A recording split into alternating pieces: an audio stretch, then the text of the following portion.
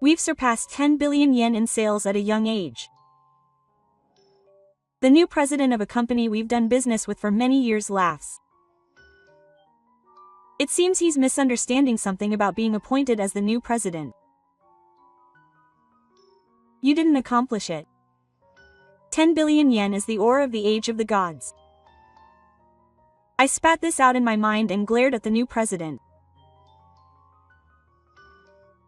My name is Hazama, a 63-year-old business owner. Our company is a design company that designs a wide variety of parts. Before becoming president, I myself was involved in design as an engineer. In addition to creating blueprints, the job requires precision in simulations, prototypes, quality assurance, and system management. One of our business partners is a metal processing company that we've done business with for 12 years.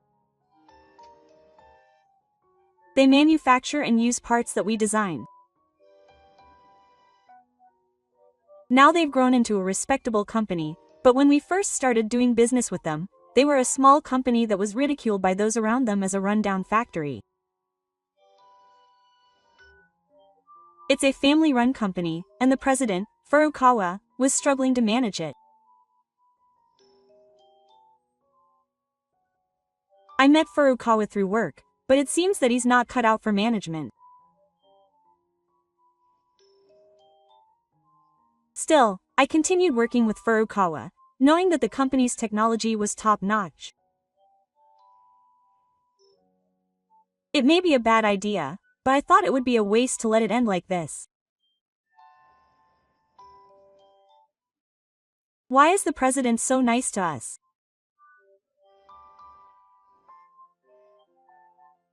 Furukawa once asked me this when we introduced him to business partners and took on some of the employee training.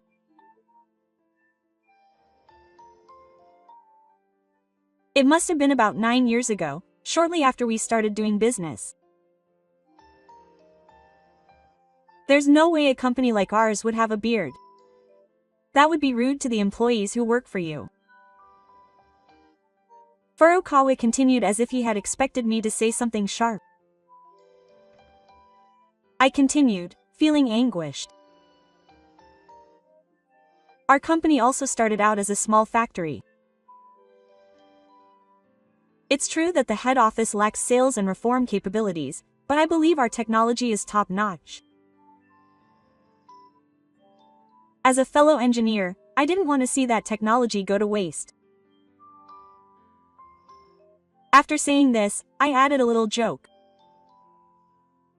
Of course, I also feel that it's necessary for our company. It's business, after all. My words seemed to convince him even more. Furukawa and I laughed. Before I knew it, Furukawa and I had become friends. It was only 6 months ago that Furukawa passed away. I hadn't had time to prepare myself for the accident. I even attended his funeral, but it still doesn't feel real. Furukawa had grown as a president since we first met, and the company had grown as if the poor performance had been a lie. Toshiaki had finally surpassed 10 billion yen in sales, and he laughed, saying that it was all thanks to President Hazama. But the person who succeeded Furukawa as president was a man in his 40s named Toyosaki.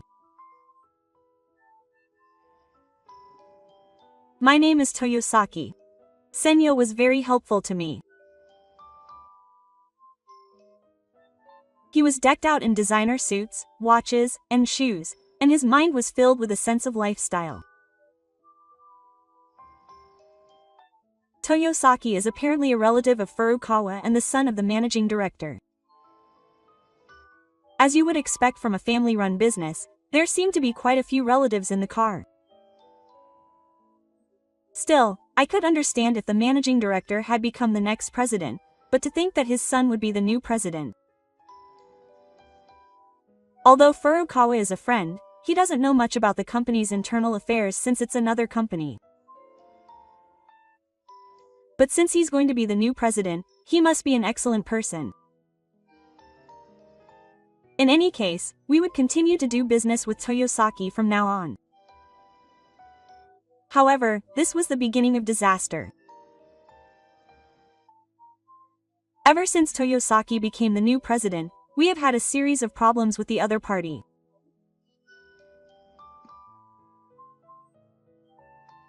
Just recently, we had to renew our standard business contract, but Toyosaki made demands that only considered his own company.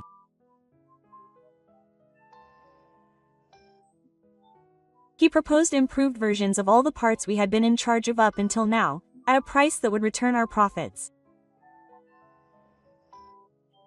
Furthermore, when we checked the details, he even asked for improvements to parts that were hardly used at the moment. What was the point of this? If we were to include all the parts we had been in charge of designing up until now, it would be a considerable amount. On top of that, the delivery date was extremely short and completely unacceptable. This was an unusual situation that left not only our sales representatives but also the sales representatives of the client company who had to be informed confused. President Toyosaki goes there from time to time. Why don't I talk to him directly? After thinking about it, I said this and decided to arrange a meeting with Toyosaki. When I went to the client company with the sales manager, Toyosaki greeted us while still slouching on the sofa. "Oh, thank you for taking the trouble. Please have a seat." His stern attitude, without even standing up, irritated my nerves, but I wasn't here to pick a fight. For the time being, I suppressed my emotions and the sales manager and I sat down. A female secretary served tea to the manager and me and stood next to Toyosaki.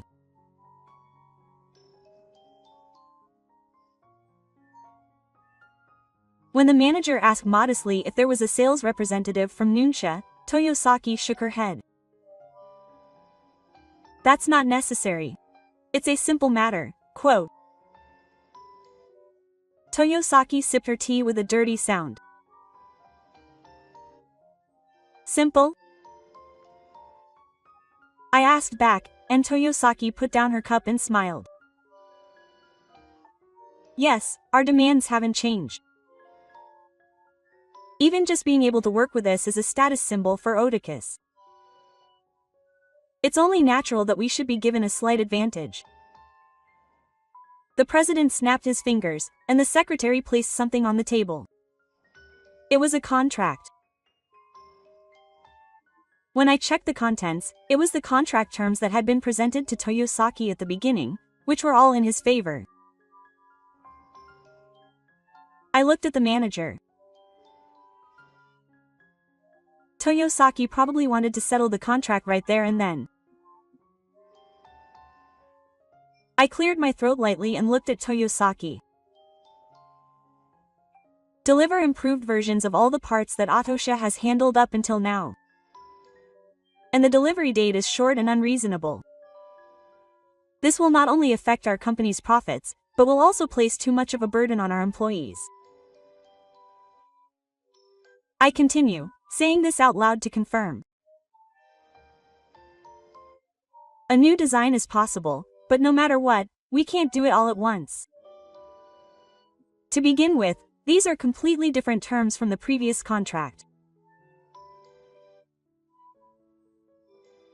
I think it would be more appropriate to treat this as a new contract rather than a renewal, but the manager nods strongly in agreement with me, but Toyosaki protests angrily.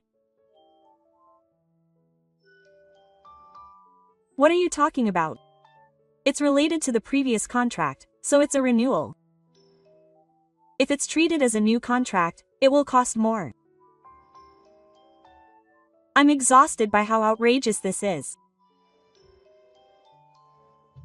Have you forgotten how much our company president has cooperated with our company up until now? Excuse me, but what you're saying is outrageous. The manager, having reached his limit, blurts out, "Manager? I confirmed that it's the thermal power manager, but I can understand his feelings, which makes it even more painful.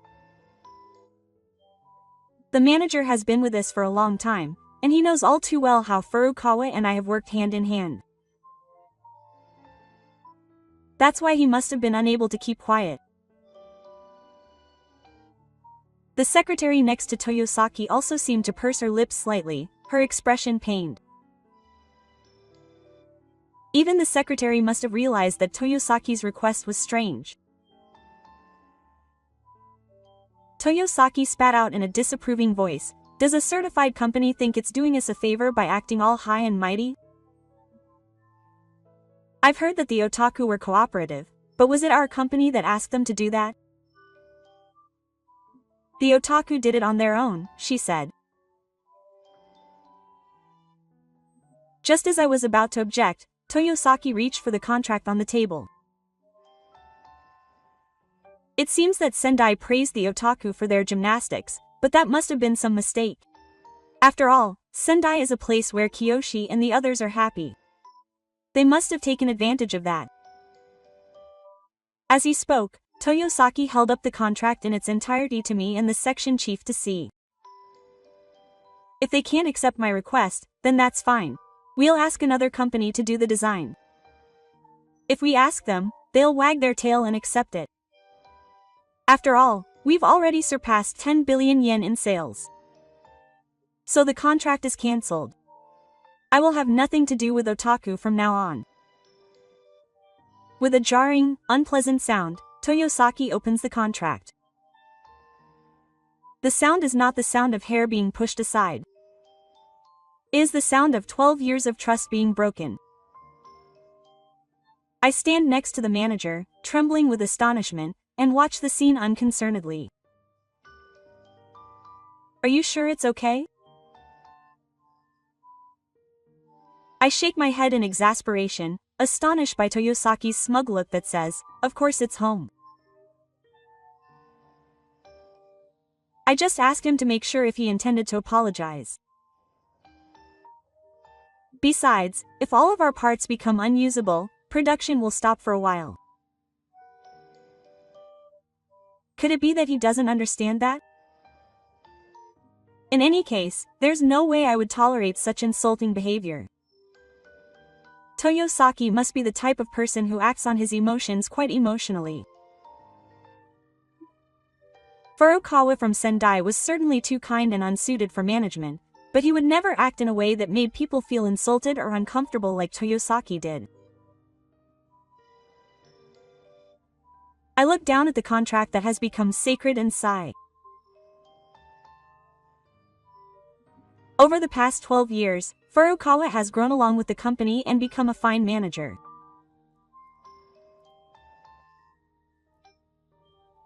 He had said he wanted to continue working with me, but I coldly chose Toyosaki.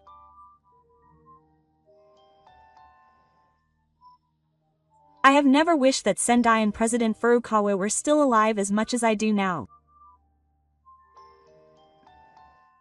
I will continue to deeply affect the employees who work under you from now on. Is Toyosaki saying that I will stand up for myself just sour grapes? I don't know about the past, but otakus are even more secretive than us these days. If you were cut off from a company like ours, you'd want to use one of those lines from Stefan. I simply found Toyosaki's face hard to look at. I don't mean the shape of his face. It looked like a dark smile that encapsulated his humanity. I understand about the termination of the contract. I'll prepare the necessary documents later. With these words, the manager and I left the room, seen off by the secretary. And so I decided to quickly terminate the contract with the client that had lasted for 12 years. The next day, as soon as I arrived at work, I received a report. Huh? President Toyosaki contacted me first thing in the morning.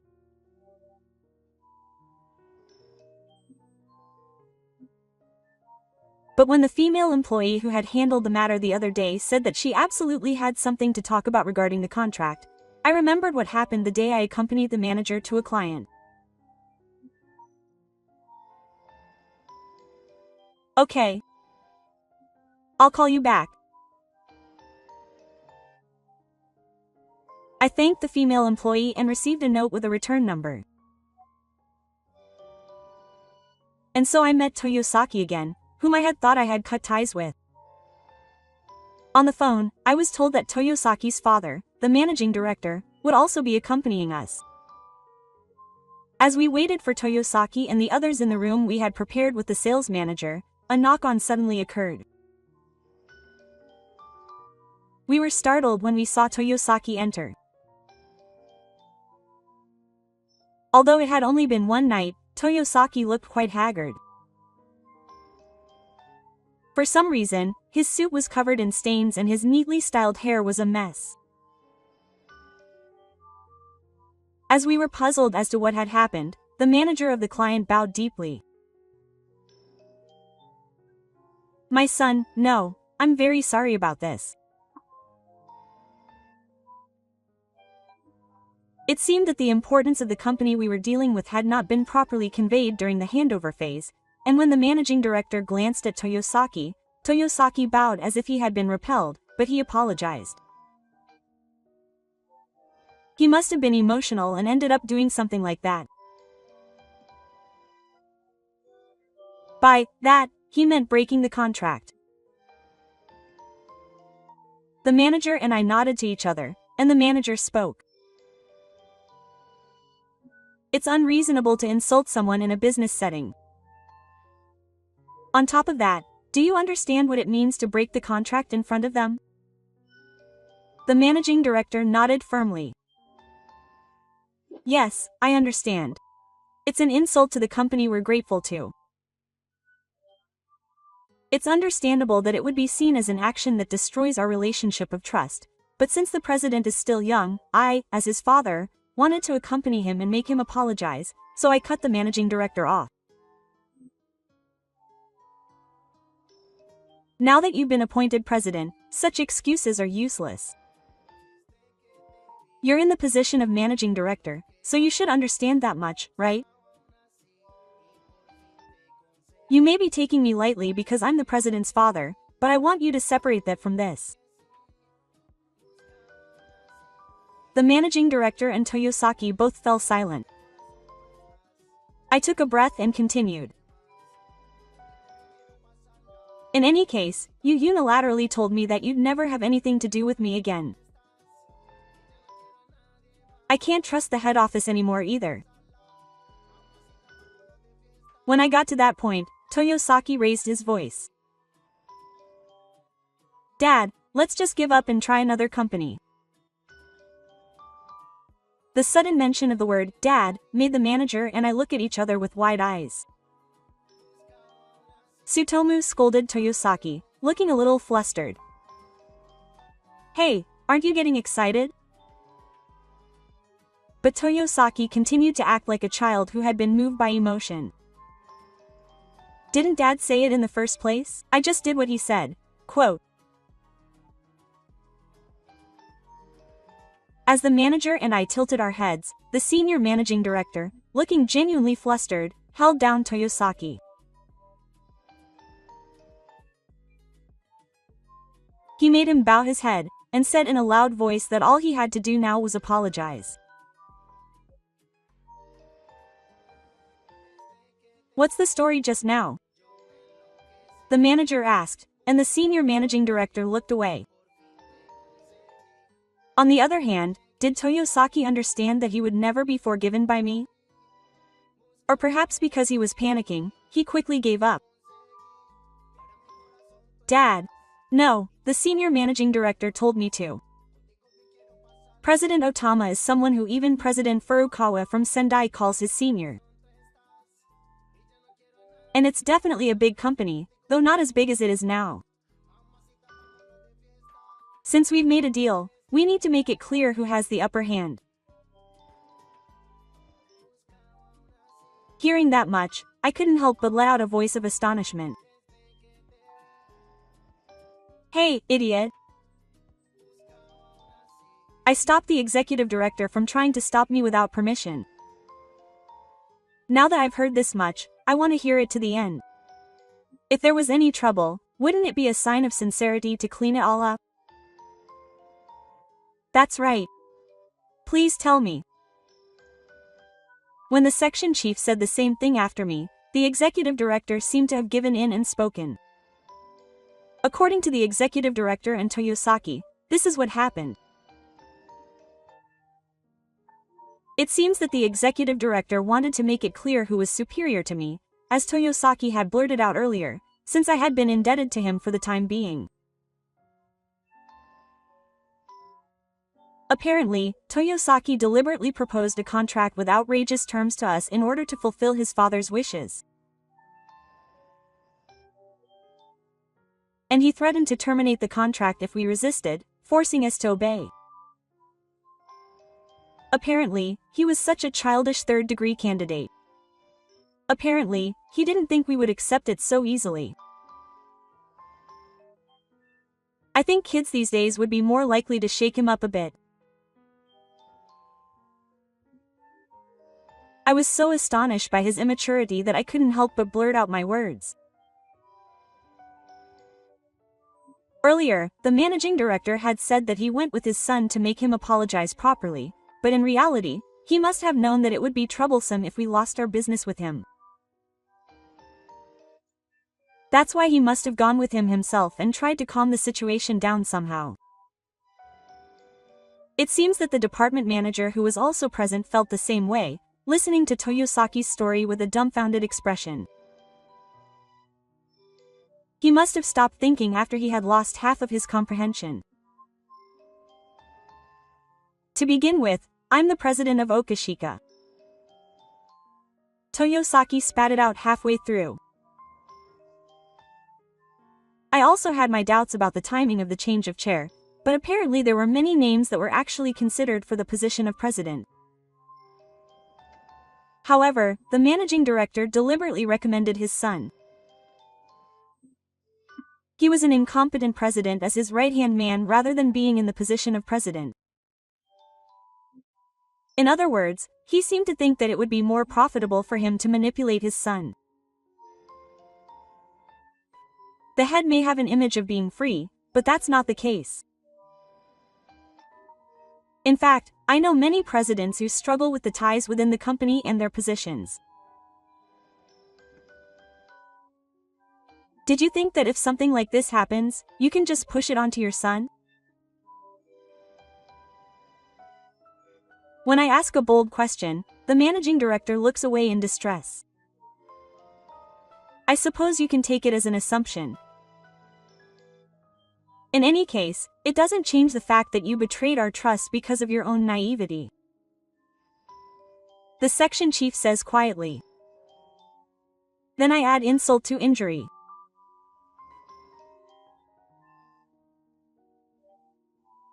Up until now, I have been cooperative with Atosha because of my friendship with President Furukawa in Sendai, but I also thought it was for the future of both companies.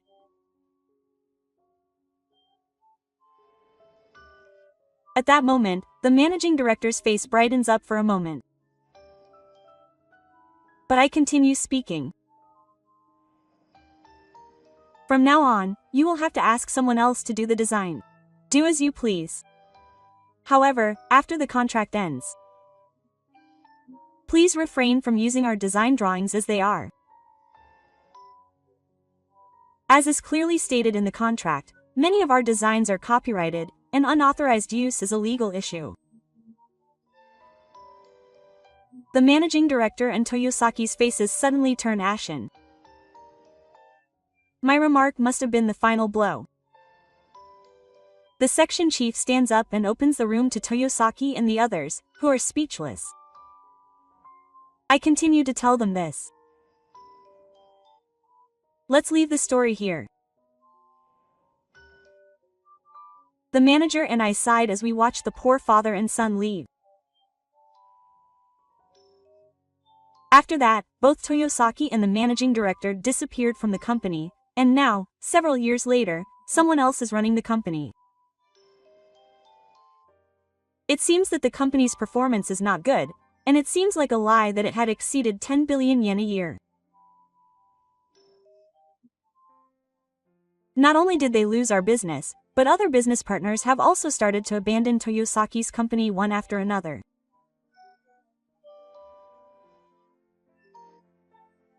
In the first place, I had cooperated and introduced them to business partners, so I never imagined that this would happen. Toyosaki and Tsutomu's father and son fled the family hall and the company, and then moved to another place in the middle of the night. Today, they came to visit Furukawa's grave. If it hadn't been for the accident, we would still be working hand in hand. I wanted to work with you for a long time. As I said this, the flowers I had brought as a keepsake swayed gently.